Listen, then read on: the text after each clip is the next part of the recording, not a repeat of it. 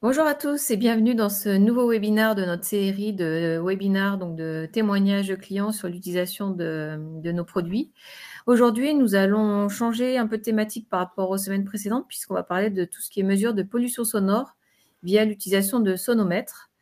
Pour cela, on a invité donc Six Sense, donc Christophe Mirabel de Six Sense est parmi nous. Bonjour. Bonjour, bonjour. Je suis également accompagnée de Monsieur Christian Medrano, qui est chef de marché transport et industrie chez PCB Piezotronics. Bonjour. Et je suis moi-même Maïwen Courbeau, donc responsable marketing et digital chez PCB Piezotronics, c'est moi qui organise donc ces séries de webinaires. Alors, donc sur votre droite, vous avez un chat sur lequel vous pouvez interagir avec nous. N'hésitez pas à poser des questions tout au long de l'intervention. On y répondra à la fin de l'intervention, mais c'est vrai que c'est plus facile de les avoir au fur et à mesure et de pouvoir enchaîner directement sur la partie questions-réponses que de faire toute la présentation et devoir attendre avec les temps de latence de saisie sur le chat pour avoir les questions. Donc vraiment, n'hésitez pas. On va commencer très rapidement pour ceux qui ne nous connaissent pas par présenter nos entreprises. Donc, je vais commencer par présenter donc, PCB Piezotronics. Donc, nous, Christian et moi, faisons partie de PCB Piezotronics SA en France, donc, qui a été créé en 2000.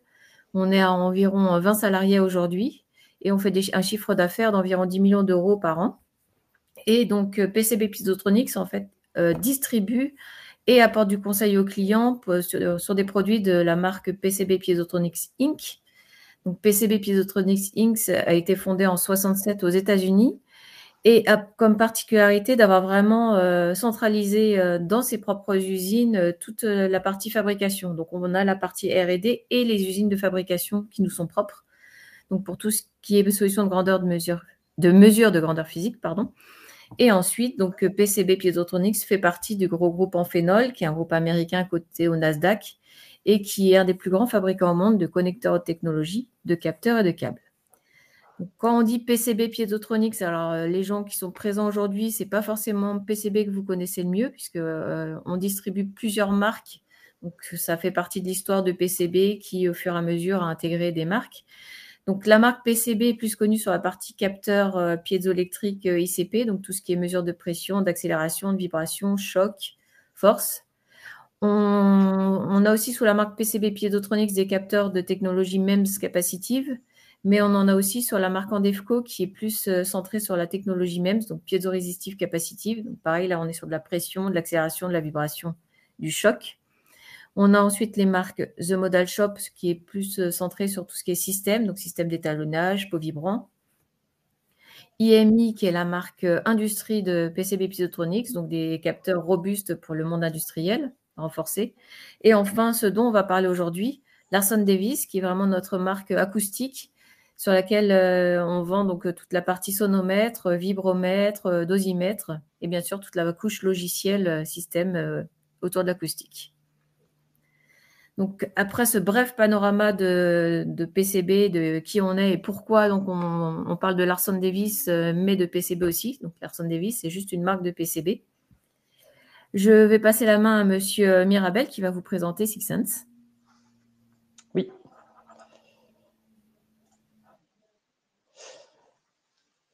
Donc juste pour me présenter également, donc moi je suis acousticien chez Six Sense et j'ai aussi une seconde casquette qui va être la responsabilité de tous les moyens métrologiques et donc notamment l'interaction avec Larson Davis.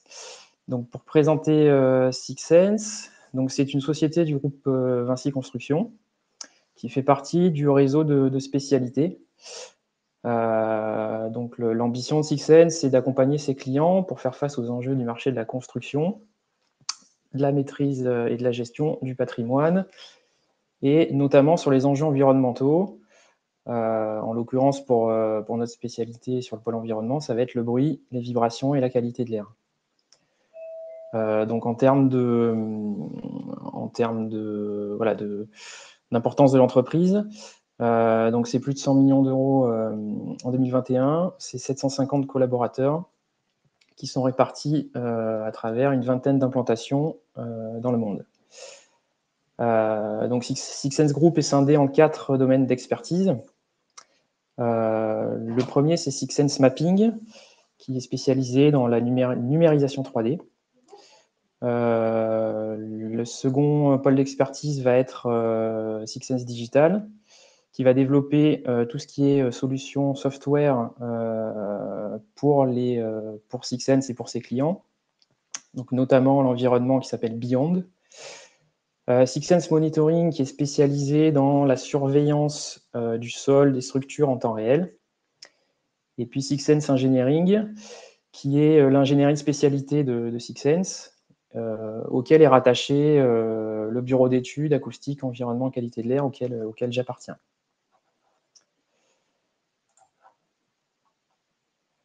Donc, sur l'activité du pôle environnement au sein de Sixense Engineering, donc nos trois spécialités physiques seront donc l'acoustique, vibration, qualité de l'air. Et notre mission, c'est d'évaluer pour nos clients leur environnement, les aider à maîtriser leur impact et aussi garantir leur conformité. Donc la singularité de notre bureau d'études, c'est d'avoir une double compétence, à la fois de conseil qu'on va retrouver dans les bureaux d'études de la profession, et puis aussi de par notre appartenance au groupe Sixense, une forte coloration sur la partie monitoring. Donc sur les prestations qui peuvent être proposées, voilà, ça va être du diagnostic, de l'évaluation de risque, acoustique et vibratoire. Ça va être également l'accompagnement dans tout ce qui est projet, avec les simulations, études de variantes, plan d'action, dimensionnement de solutions. Et puis enfin, le suivi et communication sur le suivi réglementaire, des monitorings environnementaux, des formations également, et puis l'accompagnement aussi des clients sur des réunions publiques ou des réunions à enjeu. Donc sur la naissance du partenariat avec Larson Davis, donc l'histoire a démarré en 2010, où le besoin en surveillance acoustique est devenu un enjeu sur les chantiers, les grands chantiers de travaux publics et de génie civil. Et l'enjeu a été de pouvoir interfacer un système de mesure acoustique pour monitorer des chantiers qui soit interfaçable sur la supervision du groupe qui s'appelait à l'époque Geoscope.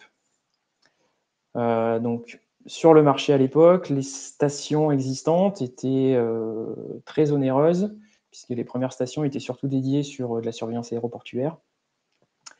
Et puis, leur déclinaison un peu plus light n'était pas forcément les plus fiables, on va dire. Donc, nous, notre besoin, c'était de rechercher un sonomètre de classe 1 qu'on puisse facilement intégrer dans notre infrastructure de collecte de données. Donc les qualités de la solution proposée par Larson Davis, donc c'était d'avoir un sonomètre qui répondait aux exigences de métrologie, d'une part, qui était fiable et robuste, puisqu'on est dans des environnements extérieurs, soumis aux intempéries, aux agressions aussi du chantier, etc. L'approche était ouverte dans le sens où voilà, il proposait une offre clé en main complète ou une solution à la carte. Et nous, ce qu'on recherchait, c'était justement pour intégrer du matériel, d'avoir uniquement les besoins, ce dont on avait besoin.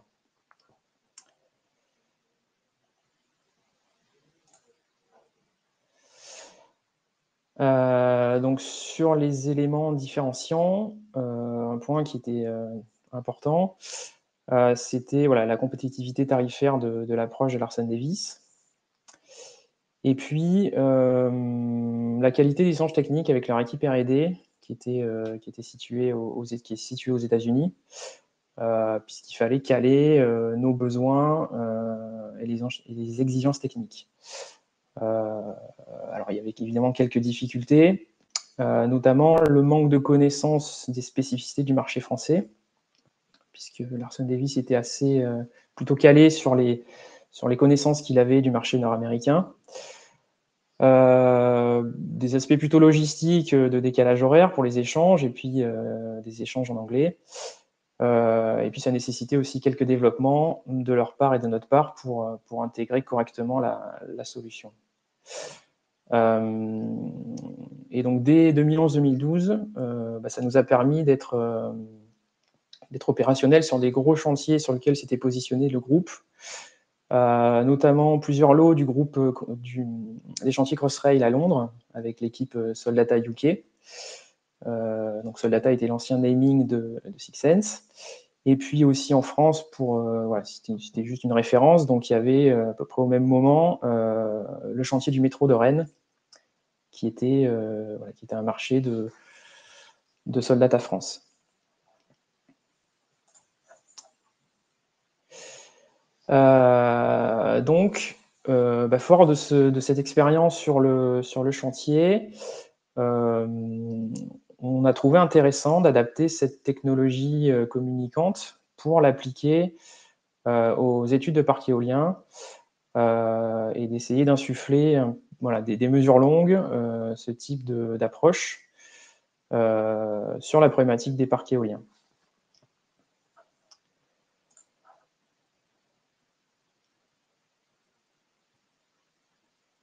Donc, il y avait une petite vidéo d'introduction.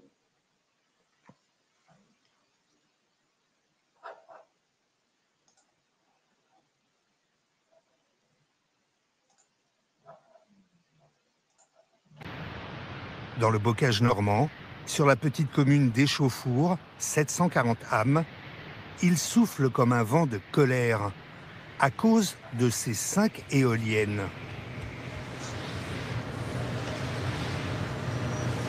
Des géantes de 145 mètres, beaucoup plus bruyantes que prévu.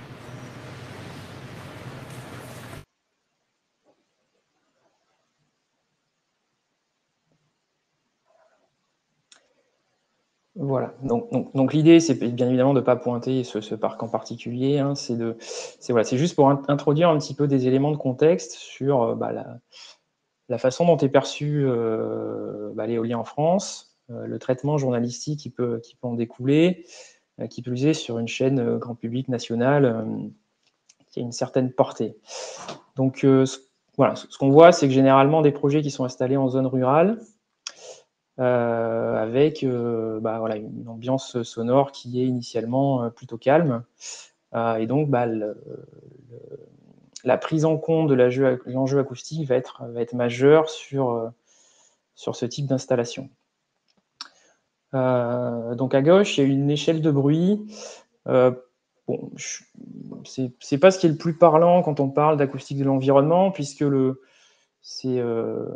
niveau sonore en termes de pression acoustique est en fonction de la distance à laquelle on se trouve de la source. C'est toujours discutable de mettre un niveau sonore assez précis en face d'une sorte de bruit particulière. Là, l'idée, c'est plus de l'approcher en termes d'ambiance sonore pour justement mettre le doigt sur le fait que on est plutôt dans le bas de l'échelle, donc avec des ambiances sonores qui vont être calmes, voire très très calmes. Et ce faisant, l'activité et le bruit qui va être généré par l'exploitation d'un parc éolien va s'opérer dans une ambiance sonore qui est calme, avec potentiellement le risque que les gens soient gênés.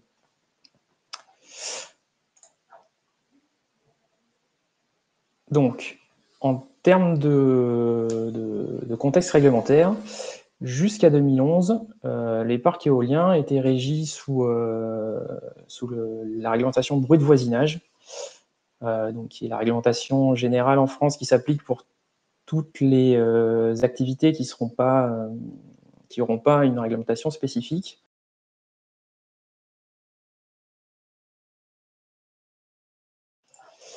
Et donc en 2011, le législateur a souhaité intégrer dans un cadre plus général l'exploitation des parcs éoliens sous le régime des installations classées pour la protection de l'environnement, qui s'applique historiquement sur des installations industrielles. Donc c'est ce qui a en fait entraîné l'apparition de l'arrêté du 23 août 2011, qui est une législation adaptée des ICPE pour la production électrique au moyen d'éoliennes. Et sur l'aspect acoustique, Donc cet arrêté, il prend tous les éléments autres que le bruit.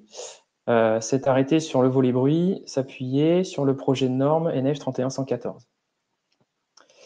Et donc il y a eu plusieurs arrêtés modificatifs depuis 10 ans, pas nécessairement sur le volet bruit. Et donc le dernier en date du 10 décembre 2021 va venir apporter pas mal de clarifications et de modifications sur l'aspect bruit, et notamment venir remplacer le projet de norme 31114 qui n'a jamais abouti par un protocole de mesure de l'impact acoustique d'un parc éolien terrestre.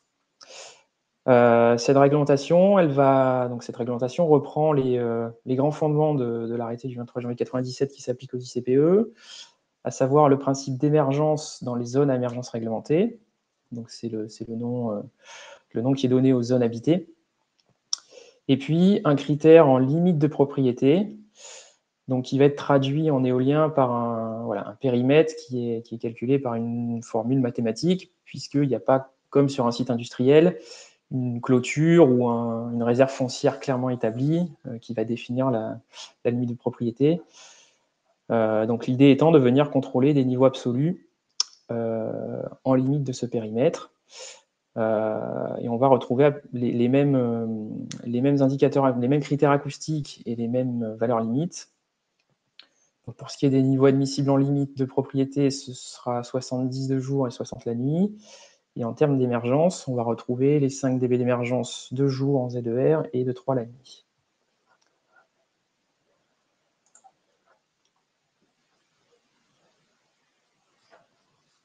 Donc sur les études de parcs éoliens, il y a eu énormément d'évolutions technologiques, méthodologiques, et puis, comme on vient de le voir, réglementaires.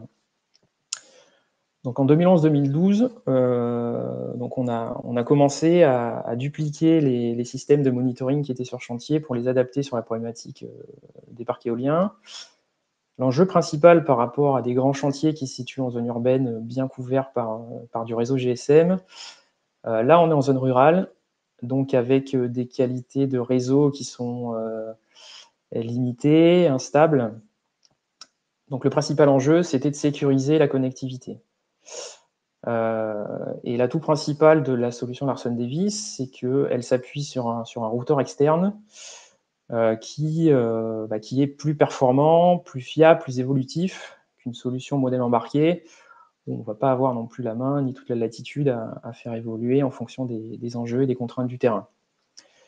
Et là-dessus, on a eu un écho très positif de nos clients, qui nous a entraîné à investir sur cette solution avec plus de 30 sonomètres qui ont été acquis en l'espace de 6 ans pour répondre spécifiquement aux besoins d'études acoustiques de projets de parcs éoliens.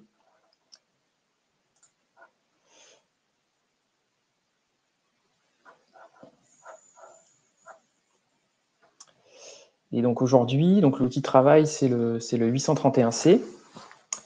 Donc là aussi, l'évolution technologique du sonomètre de Larson Davis nous permet aujourd'hui d'avoir une solution toujours plus performante, puisque l'enjeu, c'est d'avoir des campagnes aujourd'hui de plus en plus longues pour pouvoir sécuriser au maximum la collecte d'informations, avoir une vision assez globale de l'environnement acoustique. Et ça nous permet aussi, grâce à la communication, d'aborder l'étude au fil de l'eau. Et ça nécessite évidemment fiabilité du système de mesure, toujours une performance de communication GSM, et puis aussi une certaine flexibilité en termes de moyens d'alimentation en fonction des contraintes du terrain et de la durée de la campagne de mesure qui est nécessaire. Et l'aspect qui a été introduit par le protocole de mesure de bruit, ce fut aussi un rappel sur notamment les contrôles réglementaires, d'utiliser du matériel de métrologie légale. Et donc là-dessus, le 831C ayant reçu son approbation de type en août 2021, Ça nous a permis d'être prêts quand l'arrêté a été publié en décembre 2021. Et la solution aujourd'hui se base sur des routeurs externes 4G, et on déploie de plus en plus de solutions autonomes sur panneaux solaires. Donc, sur ce point, par exemple, voilà, la maîtrise de la consommation du sonomètre était aussi un critère important.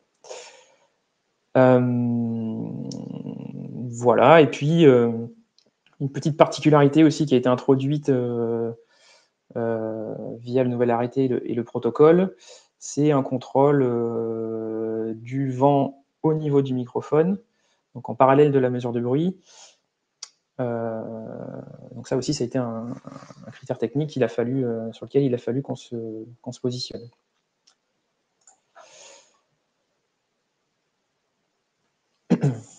Donc si on fait un petit zoom sur cette mesure de vent, par exemple, donc ça c'est quelque chose qu'on avait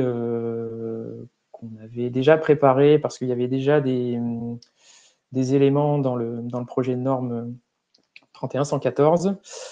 Et donc là-dessus, on a co-développé une solution simple de mise en œuvre pour pouvoir venir collecter en synchro sur le sonomètre à la fois le bruit et à la fois la vitesse du vent auquel est exposé le microphone.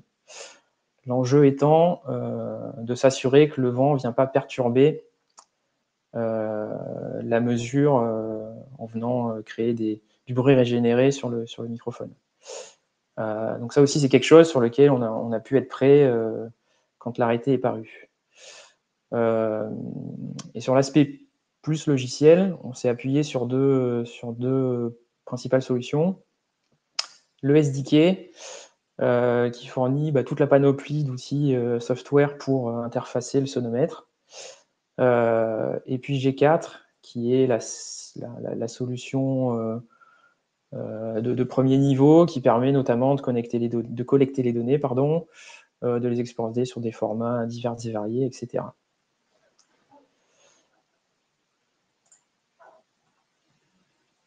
Donc, l'idée, c'était ici de vous présenter un cas d'étude dans ce contexte éolien, et notamment la réception de parcs éoliens, donc le contrôle réglementaire en l'occurrence, où il y a des forts enjeux pour l'exploitant, d'une part vis-à-vis de la conformité de son parc qui doit être justifié auprès de l'administration.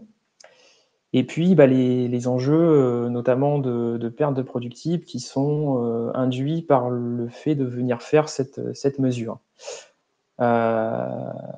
Donc, la particularité de la réglementation française, c'est de statuer sur un critère d'émergence. L'émergence, c'est, de façon très résumée, c'est la différence entre le bruit qu'on a avec l'installation qu'on vient contrôler versus le bruit qu'on aurait sans cette installation.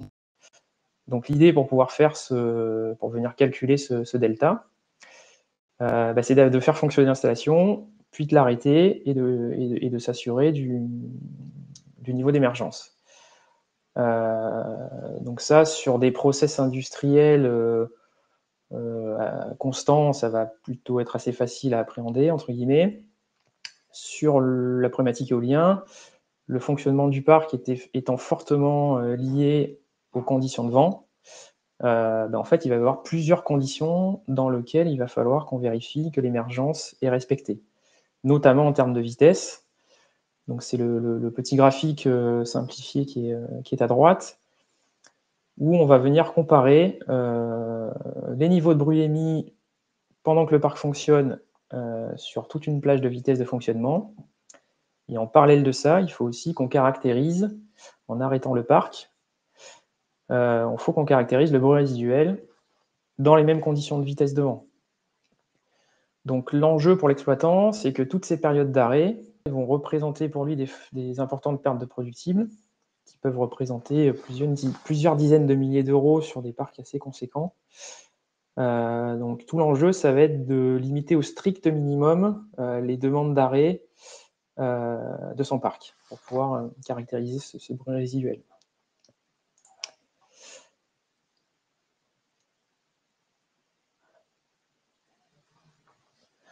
Donc, la solution qu'on propose chez Sixense, ça va être une solution monitorée en temps réel.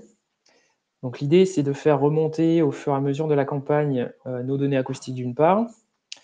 Il nous fait remonter ces données SCADA, ces grandeurs météo, pour venir les croiser et venir construire le graphe qui est en exemple, où on va venir classifier en fonction de la période réglementaire, est-ce qu'on est de jour, est-ce qu'on est de nuit, en fonction des secteurs de vent dominants du site.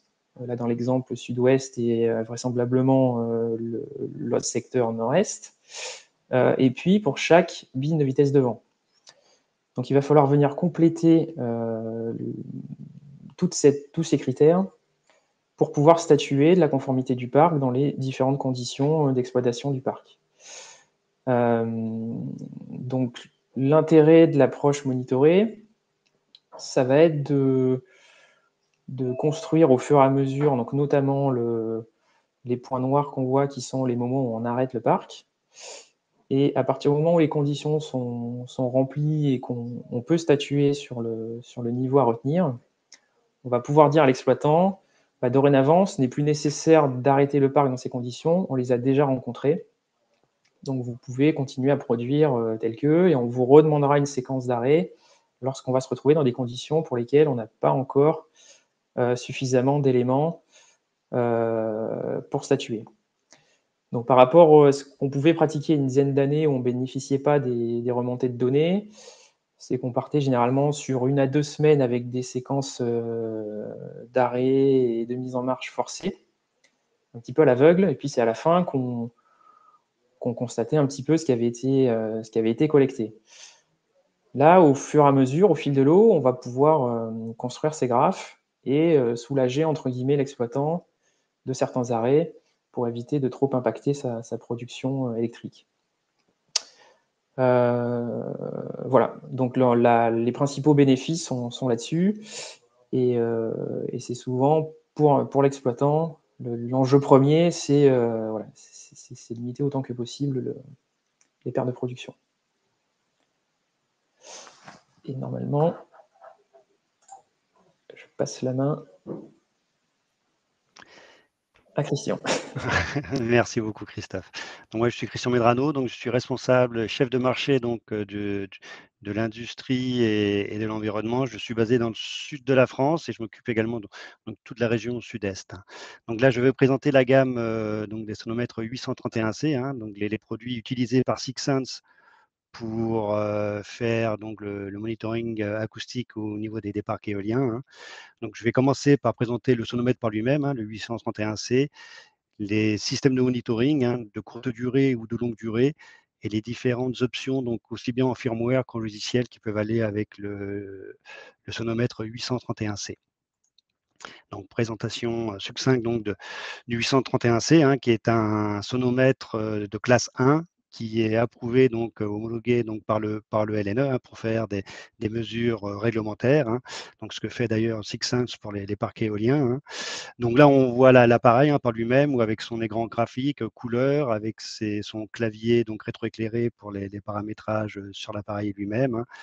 Le préampli et le microphone donc, qui permettent d'avoir une solution complète de mesure acoustique.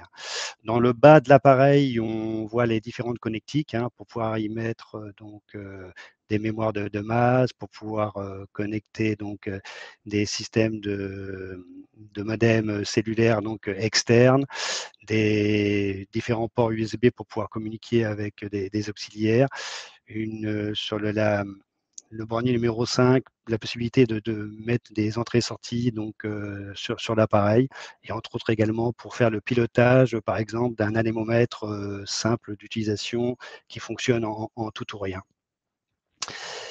Ensuite, donc, je vous présente le premier système donc, de monitoring ou station de monitoring, comme vous voulez, qui est le NMS 044, qui est fait pour les monitorings de courte durée, donc qui est basé donc sur évidemment le sonomètre 831C, hein, qui est intégré dans une valise étanche dans lequel il y a également donc une batterie rechargeable et un module GSM, hein, donc pour pouvoir communiquer avec l'extérieur et transmettre les données à travers le réseau, hein.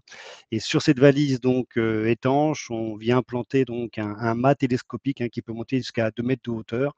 Et en haut de ce mât, donc on met le microphone, hein, donc avec sa protection donc tout temps, hein, donc contre la pluie, contre le vent, de façon à pouvoir être utilisé en extérieur pendant une journée, 2 journées, une semaine, donc pour des courtes durées.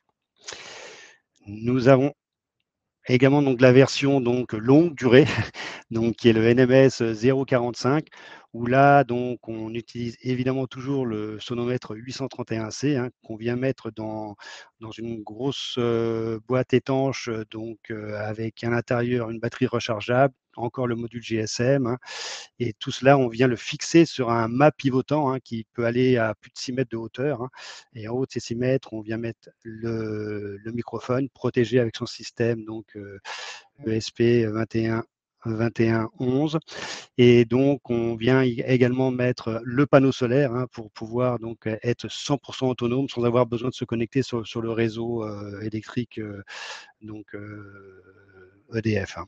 Donc ce système-là permet de faire des mesures très longue durée, hein, de plusieurs mois de façon 100% autonome. Et avec la communication donc à travers le GSM, donc on peut transférer les données donc à un serveur central. Ce que fait d'ailleurs SixSync avec leur système pour faire de la gestion des données donc à distance. Ensuite, point de vue différentes options donc concernant le firmware et les logiciels. Concernant le firmware, donc pour aller directement sur le sonomètre, on a la possibilité de faire donc l'enregistrement des historiques en temps, hein, donc de 20 millisecondes à 24 heures, de faire évidemment les mesures en filtre, avec des filtres en octave ou en tiers d'octave en temps réel, de faire l'enregistrement des événements, donc avec des intervalles et des historiques quotidiens, de faire de l'enregistrement audio, hein, donc pour venir se rendre compte par soi-même en écoutant les sons qui ont été enregistrés dans l'appareil, de faire également donc la notion de communication pour aller sur un système extérieur, hein, comme le Sierra Wireless par exemple, hein, pour pouvoir communiquer avec l'extérieur, hein. Et donc là, en dehors des parcs éoliens, on a la notion également de RA, donc 831C-RA pour faire donc de la mesure de temps de réverbération. Ça, c'est plus lié donc au monitoring acoustique dans le domaine des bâtiments, hein. Concernant les logiciels, donc on a deux principaux produits, le G4, hein, qui permet de paramétrer l'appareil évidemment et de faire de la visualisation, donc soit en FFT, soit en temporel, et de voir différentes mesures donc faites par le sonomètre, hein. Et on a également donc le logiciel 831C-SDK, hein, qui a utilisé SixSync, hein, pour pouvoir faire ses propres développements, pour pouvoir communiquer avec l'appareil et faire ce qu'on souhaite faire pour être 100% autonome. Voilà pour la présentation donc rapide donc, du 831C utilisé par SixSync. À savoir que nous avons également d'autres appareils, hein, en dosimètre, en exposimètre, donc pour pouvoir répondre à d'autres besoins. Voilà, je redonne la main à Maïwen. Merci Christian, merci Christophe. Donc on va passer aux questions. Donc vous pouvez voir aussi également en parallèle nos coordonnées qui s'affichent. N'hésitez surtout pas à nous contacter. Donc contactez Monsieur Mirabel pour toutes les questions autour de la mesure environnementale et de ce qu'ils font, donc notamment sur le monitoring de parcs éoliens. À Monsieur Medrano, donc pour toutes les questions sur nos produits, notre sonomètre et tous les autres produits qui pourraient potentiellement vous intéresser. Et enfin, donc moi-même, plutôt, si vous voulez participer également à un webinaire commun avec nous, si vous utilisez des produits de la gamme PCB, donc comme je vous ai expliqué au début, des produits de la gamme PCB, donc c'est quelque chose de très, très, très varié. Si vous en utilisez, que vous voulez justement travailler avec nous pour rédiger pour préparer un petit témoignage et pour partager votre expérience avec les autres utilisateurs et potentiels utilisateurs, donc là, c'est à moi qu'il faut s'adresser. Et je serais ravie de travailler avec vous sur ces sujets. Après ce petit introduction. Donc, on a une première question. Alors, n'hésitez pas à poser vos questions tous au fur et à mesure si vous en avez, parce que ça permet d'être plus rapide, plus interactif et d'avoir moins de temps de latence. On a déjà eu des petites micro-coupures qui nous ont un petit peu pollué ce webinaire. On va essayer de finir sans latence. Donc, première question, quelle est la périodicité de mesure sur le capteur longue durée? Et fréquence de remontée GSM. Voilà. Je réponds, vous Oui, répondez, non? oui. Allez-y, répondez. Nous, voilà, sur l'usage qu'on en a, ça va dépendre du besoin final. Si on est typiquement sur de la surveillance de chantier, où il y a un alerting qui doit remonter à l'équipe travaux pour du dépassement de seuil, ça va être de la remontée assez fine des données pour pouvoir déclencher l'alerte dès que l'événement se produit. Sur une approche de parc éolien, là, on n'a pas d'exigence de remonter expressément les données. Donc, on va faire remonter les données toutes les heures, toutes les 2 heures, voire écarter un petit peu plus, notamment pour optimiser l'aspect consommation s'il y a un enjeu sur le terrain. Donc là-dessus, c'est assez flexible. Enfin, nous, sur notre usage, on va l'adapter au besoin final, en fait.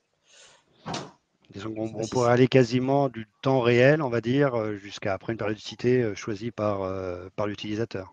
Exactement. Donc, on va être sur des temps très longs, notamment quand on a des grosses contraintes énergétiques pour justement optimiser la consommation. Du coup, fréquence de remontée GSM. Là, ça peut être temps réel, ça veut dire on peut transmettre des données au fil de l'eau, donc et avoir les données en direct, hein, à distance. Donc, on peut faire des mesures sur la région parisienne et récupérer les données de l'autre côté du monde, hein, donc à New York ou à Buffalo, hein, par exemple, et voir en temps réel les données.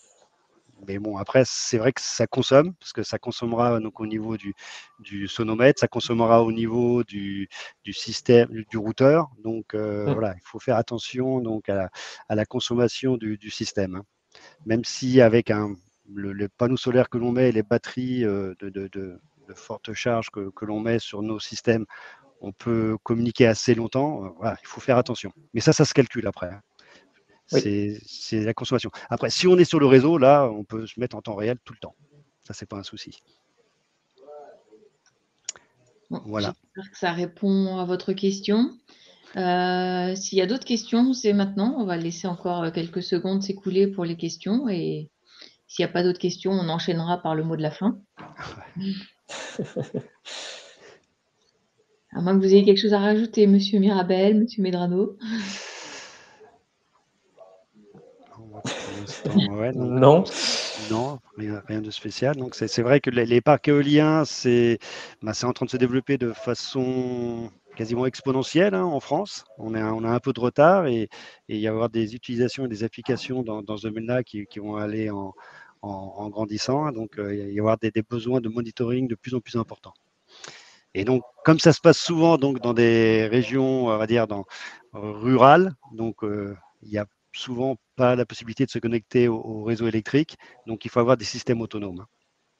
Donc, je pense que là, SixSense a réalisé l'équivalent de notre système NMS 045, mais en interne. Donc, ils ont tout fait en interne et on leur a donné tous les outils pour pouvoir utiliser au mieux nos produits. Disons que voilà, on a 12 ans de retour d'expérience sur le matériel, donc on a aussi développé et intégré dans nos plateformes habituelles de collecte et de remontée de données. Oui. Donc là, c'était l'application éolienne, mais bon, après, ça peut s'appliquer sur les chantiers, sur le monitoring sur les aéroports, sur le trafic routier, sur plein d'applications. Merci Christian, merci Christophe. Merci. Merci pour l'invitation. Du coup, vous trouvez le document qui a été présenté, qui est disponible en téléchargement depuis directement le webinar. Et donc, comme je disais, n'hésitez vraiment pas à nous contacter. Donc là, il y a nos coordonnées, notez-les bien dans un coin ou téléchargez le document puisqu'ils sont aussi dans le document. Et nous sommes à votre disposition pour toute question, pour propositions de partenariat, tout ce que vous voulez. Voilà. Je vous remercie à tous. Merci d'être venus. Merci de votre participation et à très bientôt pour un prochain webinaire. Merci Au beaucoup. revoir. Au revoir. Merci, bonne journée.